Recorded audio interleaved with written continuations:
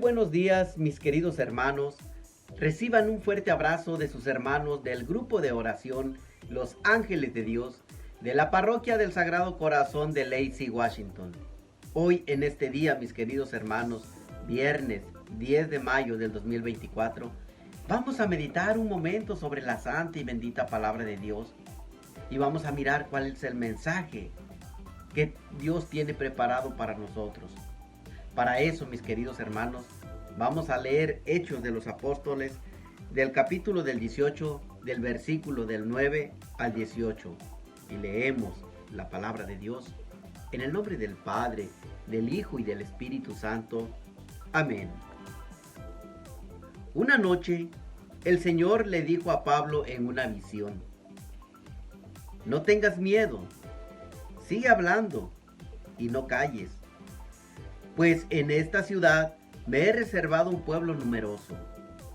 Yo estoy contigo y nadie podrá hacerte daño. Pablo siguió enseñando entre ellos la palabra de Dios y permaneció ahí 1 año y 6 meses. Siendo Galión gobernador de Acaya, los judíos acordaron unánimemente hacer una manifestación contra Pablo. Lo llevaron ante el tribunal y lo acusaron.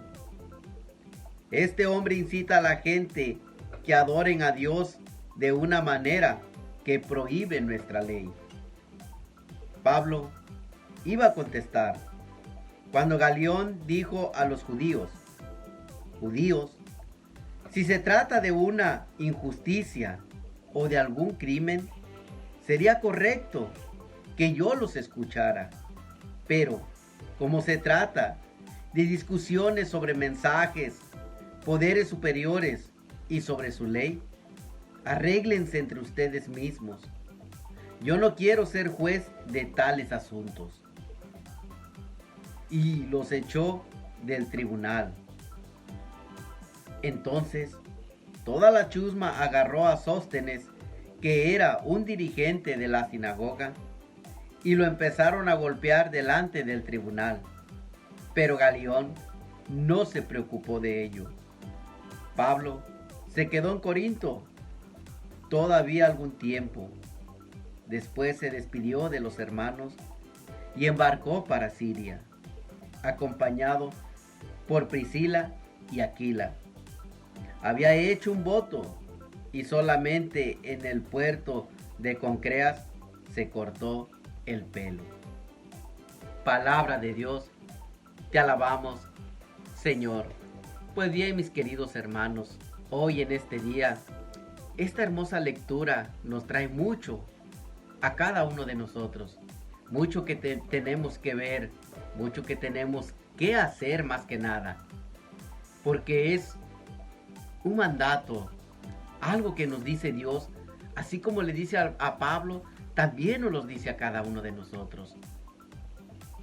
Y es lo que nos dice que no tengamos miedo. No tengamos miedo a hacer las cosas.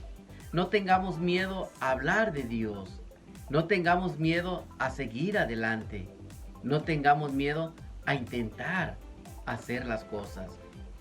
No tengamos miedo al que dirán, al que te critiquen, al que te juzguen, al que hablen de ti. No tengas miedo, le dice Dios a Pablo. No tengas miedo, y se lo dice nuestro Señor Jesús en una visión. No tengas miedo. Y otra cosa importante, sigue hablando. ¿Sí? No simplemente no tener miedo, sino que sigamos hablando, sigamos transmitiendo ese mensaje. Sigamos hablando de nuestro Señor Jesús, de sus maravillas, de sus hechos, sus prodigios, de todo lo que Él hace, de lo que ha hecho en nuestra vida, de cómo nos ha transformado, de cómo hemos visto la vida de diferente manera. De eso es lo que nos está hablando. Que sigamos anunciando el reino de Dios, el mensaje de Dios. No tengas miedo, dice. Sigue hablando. No te calles. Hay veces gente que nos juzga, nos critica o nos dice: tú no sabes hacer las cosas. Jesús dice, no te calles.